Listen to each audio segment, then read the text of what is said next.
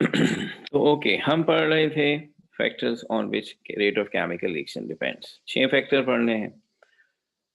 Concentration of reactant, nature of reactant, temperature हम पढ़ चुके थे, और सरफेस एरिया हमने लास्ट टाइम शुरू किया था। एक पैराग्राफ हमने लिखा था जिसमें हमने ये बता दिया था कि फॉर हिट्रोजीनियस रिएक्शन, यानी ऐसे रिएक्शन जिसमें रिएक्टेंट्स एक से ज़्यादा फिजिकल स्टेट्स में हो, सॉलिड रिएक्टेंट का सरफेस एरिया बड़ा इंपॉर्टेंट रोल प्ले करता है। वो रोल ये है कि जितना ज़्यादा उसके सरफेस एरिया होगा उतना ज़्यादा रेट ऑफ रिएक्शन होगा।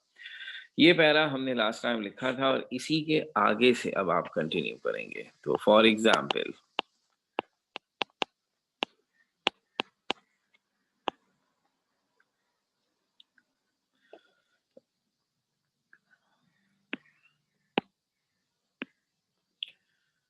carbon dioxide can be prepared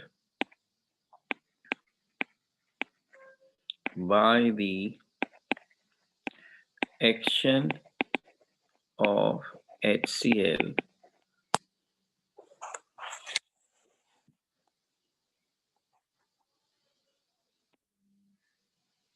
on marble piece। 9th में आपने कार्बन डाइऑक्साइड गैस इसी तरीके से बनाई थी कि मार्बल के टुकड़े लिए और उसके ऊपर HCl फेंका तो उससे कार्बन डाइऑक्साइड गैस बनती है। ये है reaction. Marble is calcium carbonate, HCl से रिएक्शन करता है और उसके नतीजे में कैल्शियम क्लोराइड, कार्बन डाइऑक्साइड और पानी बनता है।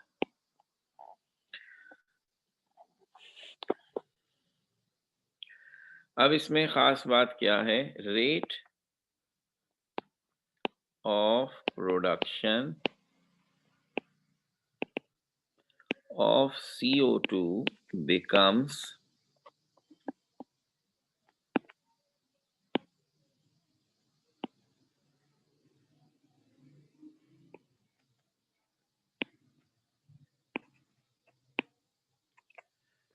faster if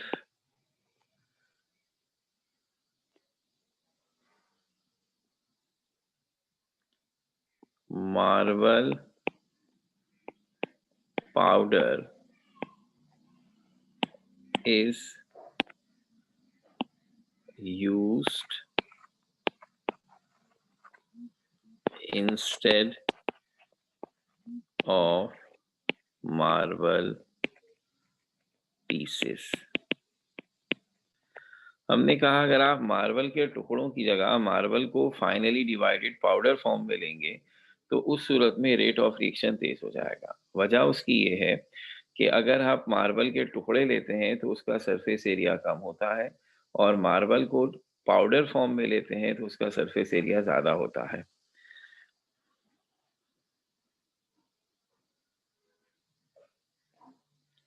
It is due to the fact that surface area of marble powder is more than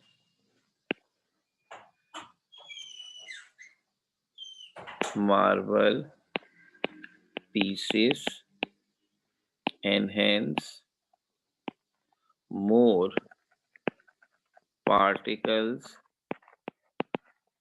of calcium carbonate will be exposed for direct collision with HCl, and hence rate of reaction increases। बात सारी ये है कि आप एक solid को जितने ज़्यादा सरफेस एरिया पर लाएंगे उतने ज़्यादा उसके पार्टिकल्स दूसरे रिएक्टेंट से डायरेक्ट कोलिजन के लिए एक्सपोज होंगे। तो तरीका उसका ये है कि कोई भी सॉलिड रिएक्टेंट हो, अगर वो टुकड़ों की सूरत में लिया जाएगा, तो उसका सरफेस एरिया कम होगा और अगर हम उसे पाउडर फॉर्म में बिछा देंगे, तो उसकी सरफेस ज़्यादा हो जाएगी और फिर उसके ज़्यादा पार्टिकल्स कोलिजन के लिए अवेलेबल होंगे विद द अदर रिएक्टेंट। जैसा कि हमने लिखा कि कार्बन डाइऑक्साइड का रेट तेज़ हो जाएगा अगर आप मार्बल पाउडर की जगह मार्बल पीसेस यूज़ करेंगे। उसकी वजह ये है कि surface area of marble powder ज़्यादा है as compared to marble piece and hence more particles of calcium carbonate will be exposed for direct collision with HCl। इसे अगर आप सुनकर नहीं इमेजिन कर पा रहे हो, तो मैं आपको छोटी-सी डायग्राम की इलस्ट्रेशन दिखाता हूँ। फर्ज़ कर लीजिए मेरे पास मार्बल का एक टुकड़ा है इतना बड़ा, ठीक हो गई बात? और मैं इसे HCl के सॉल्यूशन में डाल देता हूँ। एक मैंने बीकर लिया, उसमें HCl सॉल्यूशन भरा हुआ है, उसमें मैंने इसे डाल दिया। तो अब ये जो आपके पास मार्बल का टुकड़ा है, ये है। ज़ाहिर-सी बात है HCl की जो लिक्विड है वो इसकी सिर्फ़ उन मॉलिक्यूल्स के साथ इंटरैक्ट होगा जो उसकी सरफेस पर है, यानी ऊपर, साइड पर, नीचे या इस साइड पर। बस ये इसकी सरफेस है जो मैंने ब्लू बॉर्डर से आपके सामने लिखी है। HCl इस सॉलिड मार्बल के अंदर नहीं घुस सकता कि वो जो बीच में लाल-लाल नज़र आ रहा है उसमें भी चला जाए, ये तो नहीं हो सकता। अच्छा, अगर मैं इस मार्बल के टुकड़े के ये जो मार्बल का टुकड़ा था जिसकी सिर्फ़ बाहर की सरफेस से HCl टच हो रहा है, अगर मैं इसे बीच में से तोड़ दूँ, इसके 2 टुकड़े कर दूँ, तो 2 टुकड़े करने से 1 टुकड़ा ये बनेगा और 1 टुकड़ा ये बनेगा। तो अब आप रियलाइज़ कर सकते हैं कि ये हिस्सा भी अब ओपन हो गया, इससे भी HCl टकराएगा। आप इसके जितने टुकड़े करके इसे जितना छोटा करते जाएँगे, इसका पाउडर बना दें, तो पाउडर बनाने की सूरत में HCl अब इसके अंदर वाले पार्टिकल्स के साथ भी एक्सपोज़ होगा। तो जितने आप इसके पार्टिकल्स छोटे करते जाएँगे, उतनी इसकी सरफेस बढ़ती चली जाएगी और इसका ज़्यादा हिस्सा अब टच होगा HCl से। इसलिए हमने कहा कोई भी सॉलिड अगर बड़े-बड़े टुकड़ों की सूरत में लिया जाएगा तो उसका रेट ऑफ रिएक्शन स्लो होगा और अगर वो पाउडर फॉर्म में लिया जाएगा तो उसके ज़्यादा कोलिजन का चांस है दूसरे मॉलिक्यूल से और उसका रेट ऑफ रिएक्शन फास्ट होगा। तो अब ये सिर्फ़ और सिर्फ़ सॉलिड के लिए है और किसी स्टेट के लिए नहीं है। ये तब है जब सॉलिड से गैस रिएक्ट कर रही हो या सॉलिड से लिक्विड रिएक्ट कर रहा हो। तो अब जो कुछ हमने लास्ट टाइम पैराग्राफ लिखा था और जो कुछ हमने अब लिखा है, ये मिलाकर चौथा फैक्टर कंप्लीट हो गया। अच्छा, अब जैसे मैंने टेम्परेचर में आपको बताया था कि आफ्टर डूइंग दिस फैक्टर हमने कुछ पॉइंट्स लिखे थे जो एमसीक्यूज़ के लिए थे और फिर एक रीज़न भी लिखा था। इसी तरह यहाँ सॉलिड सरफेस एरिया वाले पॉइंट में कुछ और छोटी-छोटी बातें जो इम्तिहान में रीज़न के तौर पर पूछी जाती हैं। तो अगर हमसे कहा जाए explain the effect of surface area on the rate of reaction तो उसका तो पैराग्राफ हमने लिख दिया है, ठीक है ना? आधा लास्ट टाइम, आधा अभी। और अब जो कुछ हम लिखवाने जा रहे हैं वो रीज़न्स हैं जो अलग से इसी टॉपिक से रेलेवेंट इम्तिहान में पूछे जा सकते हैं। तो आइए वो लिखते हैं। सो फर्स्ट रीज़न है, हर एक में जवाब वही है, जिस जिस चीज़ का सरफेस एरिया ज़्यादा होगा, वो चीज़ ज़्यादा तेज़ रिएक्शन करेगी। तो उन्होंने कहा एमॉर्फस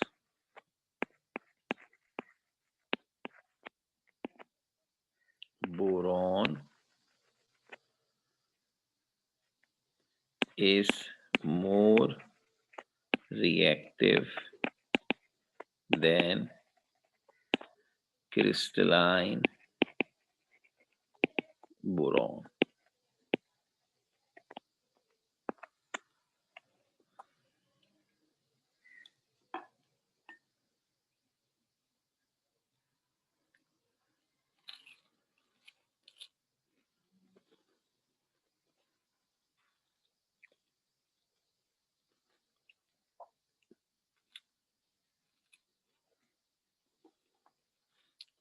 चैप्टर 2 में आप पढ़ चुके हैं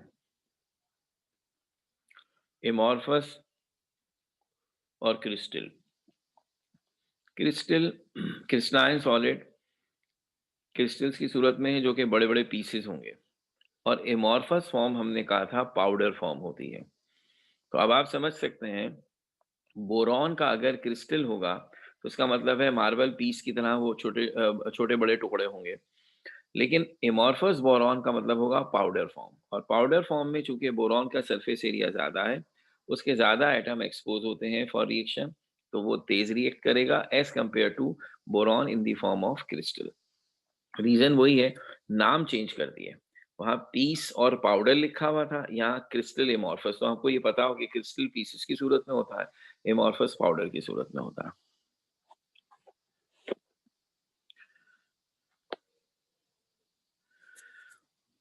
surface area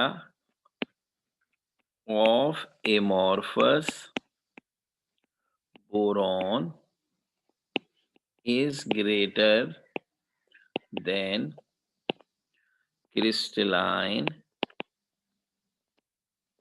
boron, and hence more atoms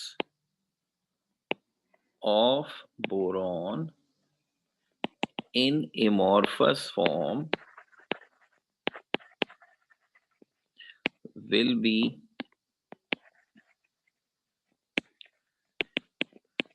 exposed for reaction.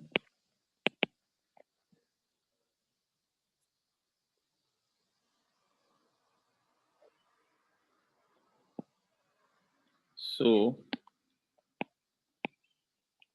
it is more reactive than crystalline boron. अब ये जहन में रहे कि असल मामला क्रिस्टल और एमॉर्फस के लफ्ज का है। बोरॉन एक एलिमेंट है, इसके अलावा हम कोई और एलिमेंट भी आपको इम्तिहान में पूछ सकते हैं, तो आप ये नहीं कहेंगे ये वाला रीजन नहीं लिखा हुआ था। मसलन यही आपसे यूं पूछ लिया जाए कि amorphous carbon is more reactive than crystalline carbon, तो आपका इशू कार्बन नहीं है, आपका इशू है कि जो एमॉर्फस फॉर्म में होगा इसका मतलब वो पाउडर फॉर्म है, और जो क्रिस्टल फॉर्म है इसका मतलब वो पीसेस की शक्ल है। एमॉर्फस का सरफेस एरिया ज़्यादा है, चाहे वो एमॉर्फस कार्बन हो, चाहे वो एमॉर्फस बोरॉन हो, चाहे वो एमॉर्फस सल्फर हो, चाहे वो एमॉर्फस कुछ भी हो। तो ये बोरॉन के नाम के साथ मैंने इसलिए लिखा क्योंकि ये बुक में लिखा हुआ है। इम्तिहान में भी अमूमन बोरॉन के नाम के साथ ही रीज़न आया है, लेकिन फ़र्ज़ कर लें किसी और के नाम के साथ आ जाए तो आप घबराएँगे नहीं। आप इसी तरह जवाब लिखेंगे, बोरॉन की जगह उसका नाम लिख देंगे जो भी चीज़ दी गई है। इसी तरह मार्बल का भी हमने जिस तरह आपसे कहा मार्बल पीस या पाउडर मार्बल, इसी तरह किसी और चीज़ का नाम भी लिया जा सकता है। तो एक ऐसा रीज़न और भी है किताब में, और उसमें मार्बल की जगह जिंक का नाम कोट किया गया है। और ये सवाल भी हमारी किताब में रीजन के तौर पर पूछा गया, और वो सवाल ये बनता है कि powdered zinc reacts more rapidly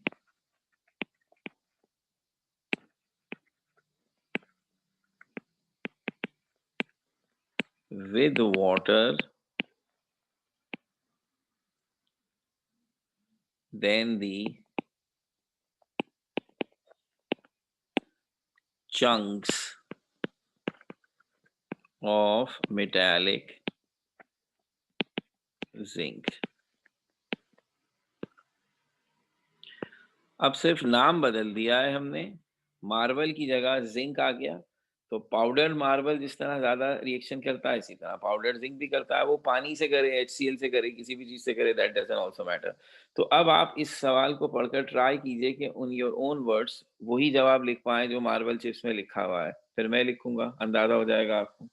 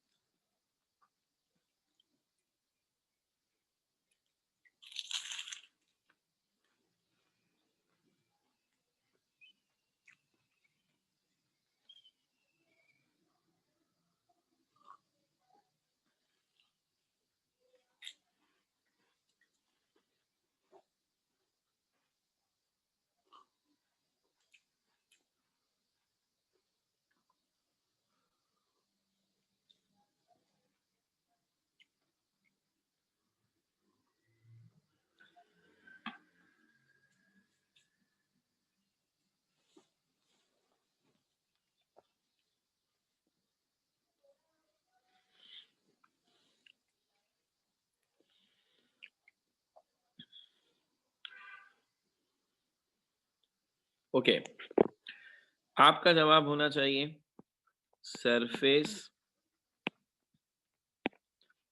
area of powdered zinc is greater than. अब लफ्ज चंक का मतलब भी वही है जो पीसेस का होता है। Chunks of metallic zinc and hence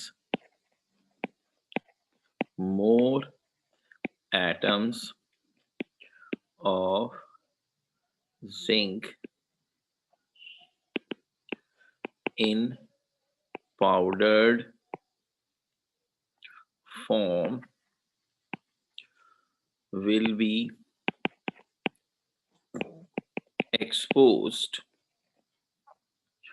for reaction with water.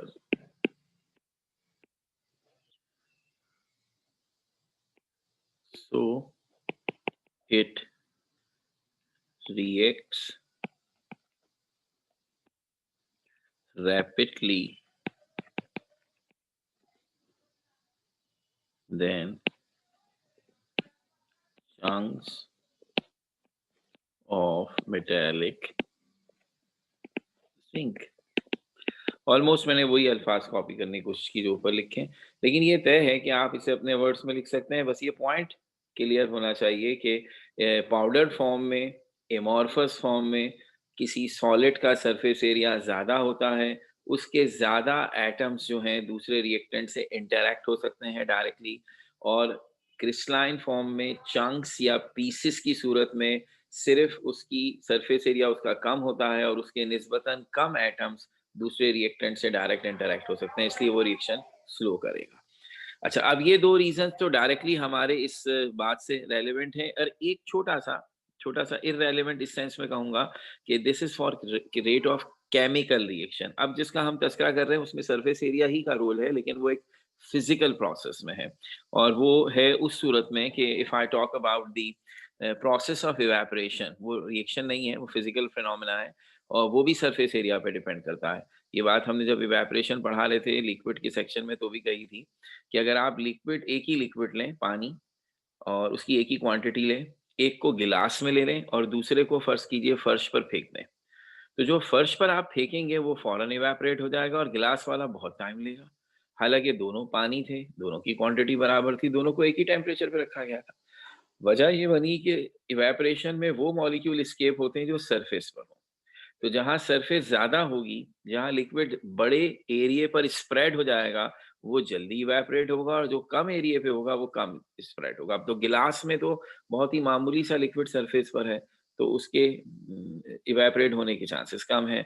तो ये रीज़न भी इम्तिहान में आता है कि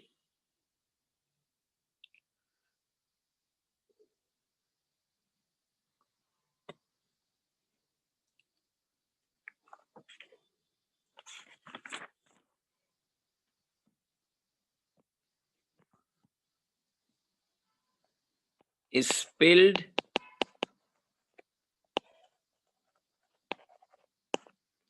milk or liquid evaporates more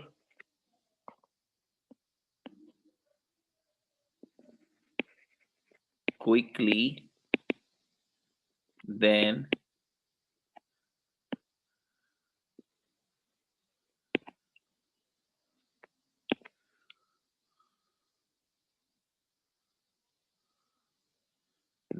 one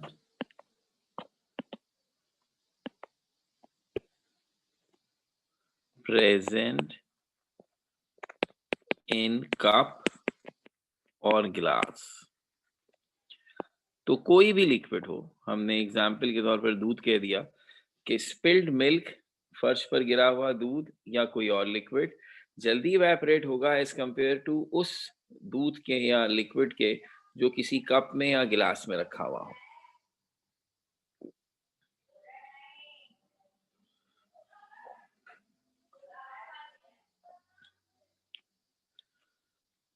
Rate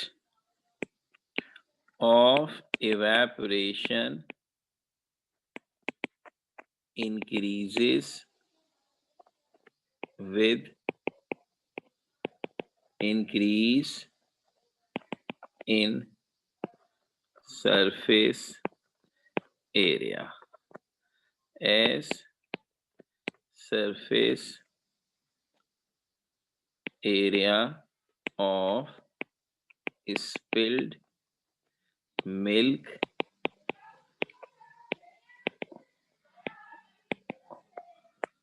as surface area of spilled milk or liquid is greater than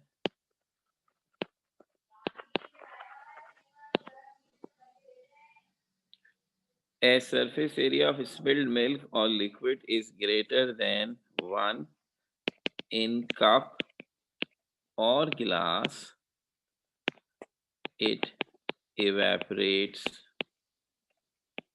quickly. तो चूंकि rate of evaporation surface area के साथ इंक्रीज होता है और सरफेस एरिया उस लिक्विड या दूध का ज्यादा होगा जो गिरा हुआ है, फर्श पर फैला हुआ है, बनिस्बत उसके जो कप या गिलास में है, इसलिए स्पिल्ड मिल्क या लिक्विड जो है वो ज्यादा तेजी से इवेपोरेट होगा। ये हो गई अब सारी बातें। चौथे फैक्टर की भी हम फैक्टर भी लिख रहे हैं और अगर उस फैक्टर से रेलेवेंट कोई और 1 मार्क क्वेश्चन आता है एमसीक्यूज या रीजन टाइप का, तो वो भी मैं साथ साथ बता रहा हूँ ताकि कोई मसला ना रहे हमें।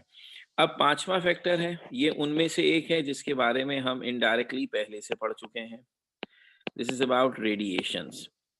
आपको याद होगा मैंने जब जीरो ऑर्डर रिएक्शन समझाया था तो उनके बारे में बात की थी।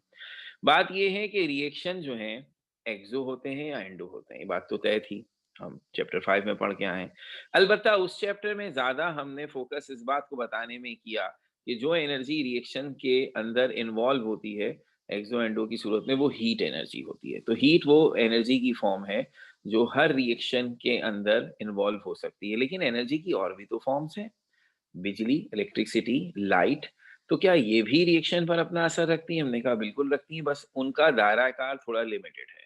वो चंद लिमिटेड रिएक्शंस में अपना इन्वॉल्वमेंट रखती हैं। तो हम आगे चैप्टर नंबर 7 में पढ़ेंगे the role of electricity in chemical reaction. तो हम ऐसे रिएक्शंस के बारे में पढ़ेंगे जि, जिनकी मदद से बिजली बनती है।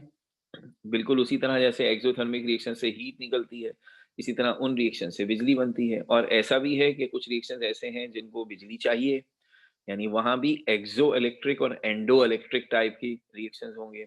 इसी तरह रिएक्शंस की मदद से लाइट एनर्जी बनती है और लाइट की मदद से भी रिएक्शंस होते हैं।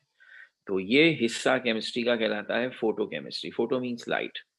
तो ऐसे रिएक्शंस जो उस वक्त होते हैं जब उन्हें लाइट से एक्सपोज किया जाए वो कहलाते हैं फोटोकेमिकल रिएक्शंस। अब वो लाइट, विजिबल लाइट वो भी हो सकती है जो सूरज की रोशनी से मिलती है, और एक इनविजिबल लाइट भी होती है जिन्हें हम इंफ्रारेड या अल्ट्रावायलेट रेडिएशंस कहते हैं। तो कोई सी भी रेडिएशन हो, अगर वो किसी रिएक्शन को कैरी आउट कराने में हमारी मदद कर सकती है, तो ऐसे रिएक्शन को हम कहते हैं फोटोकेमिकल रिएक्शन। तो अब फोटोकेमिकल रिएक्शंस जो हैं उनका हिसाब किताब ये बन गया कि ये रिएक्शंस सनलाइट या जो भी रेडिएशन इनको सूट करती है ये उसके मोहताज हैं, उसके बगैर ये रिएक्शन नहीं हो सकते। इन रिएक्शंस को आपने कह दिया फोटोकेमिकल रिएक्शन, और इनका रेट सिर्फ और सिर्फ लाइट या रेडिएशन पे डिपेंड करता है, इनका कंसंट्रेशन से कोई लेना देना नहीं है।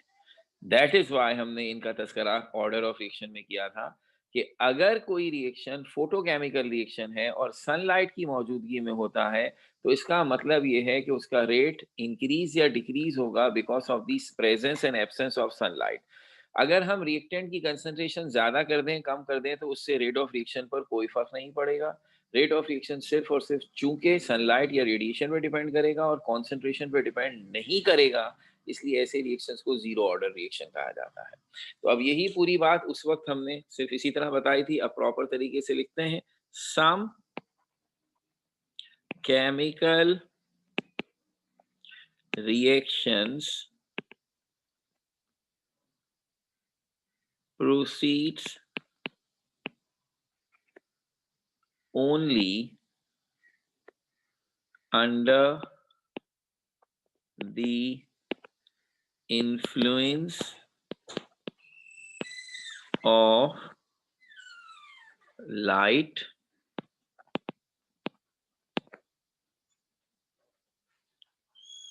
or radiations.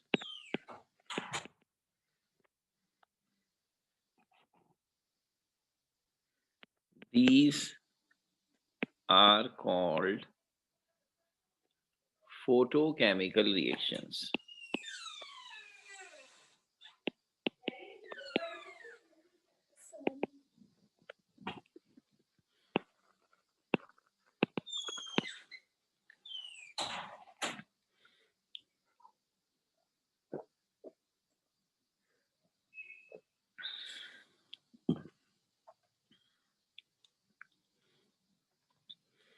अच्छा, अब इसमें ये बात भी लिख दी जाए, rate of such reactions only depends upon the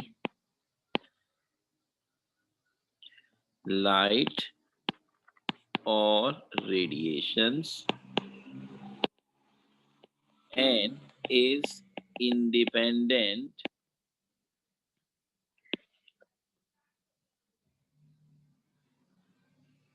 of the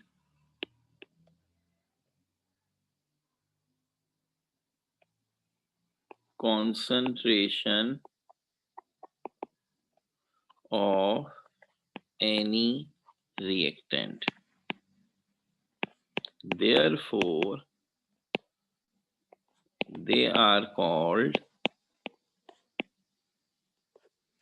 zero order reactions. सो कुछ रिएक्शन ऐसे हैं जो सिर्फ तभी होते हैं जब उन्हें लाइट या रेडिएशन से एक्सपोज किया जाए, इन्हें फोटोकेमिकल रिएक्शन कहते हैं। इन रिएक्शंस का रेट सिर्फ लाइट और रेडिएशन पर डिपेंड करता है और कॉन्सेंट्रेशन ऑफ रिएक्टेंट पर डिपेंड नहीं करता, इसलिए उन्हें जीरो ऑर्डर रिएक्शन कहा जाता है। मसलन ऐसे रिएक्शंस को जब हम लिखते हैं तो एरो के ऊपर लिख देते हैं सनलाइट, और ये इनफ इंफॉर्मेशन हो जाती है ये बताने के लिए कि ये एक जीरो ऑर्डर रिएक्शन है और इनमें रेट कॉन्सेंट्रेशन ऑफ रिएक्टेंट पर डिपेंड नहीं करता। तो जब हम इन रिएक्शंस का रेट लिखते हैं तो ऐसे लिखते हैं, रेट इज इक्वल्स टू के हाइड्रोजन,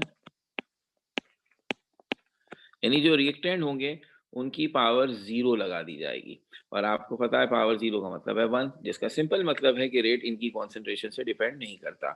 हाँ, लिखना इसलिए जरूरी है ताकि आप ये ना समझें कि अगर कोई रिएक्शन जीरो ऑर्डर रिएक्शन है तो मतलब उसमें कोई रिएक्टेंट हिस्सा ही नहीं लेता।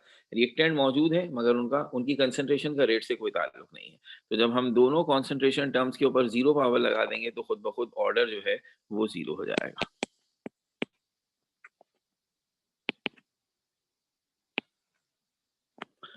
ठीक हो गई बात। अच्छा, अब सवाल ये पैदा हुआ ऐसा होता क्यों है, यानी लाइट आखिर किस तरह किसी रिएक्शन को कंट्रोल करती है। तो हमने कहा सीधी सी बात है, आपसे कहा था हर रिएक्शन को अपना बॉन्ड ब्रेक करने के लिए एक्टिवेशन एनर्जी की जरूरत पड़ती है। वो एक्टिवेशन एनर्जी हम हीट की मदद से भी दे सकते हैं और किसी और एनर्जी की मदद से भी दे सकते हैं।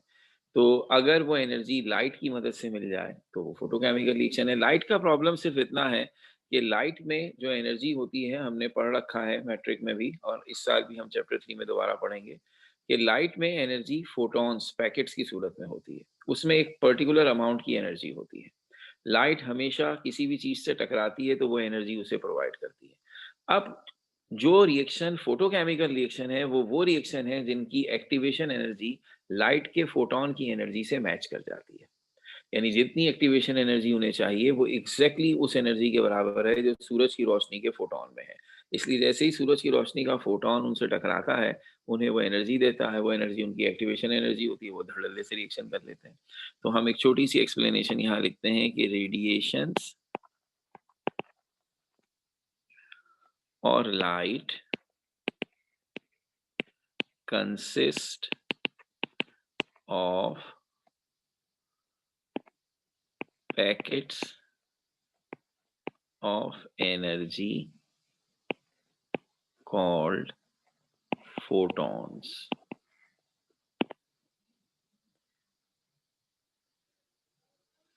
When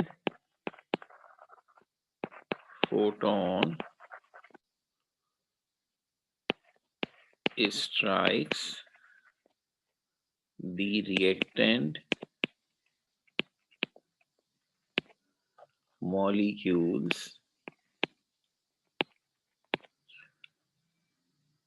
they provide necessary activation energy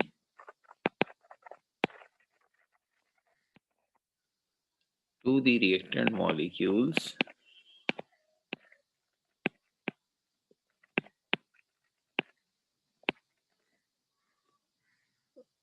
to react.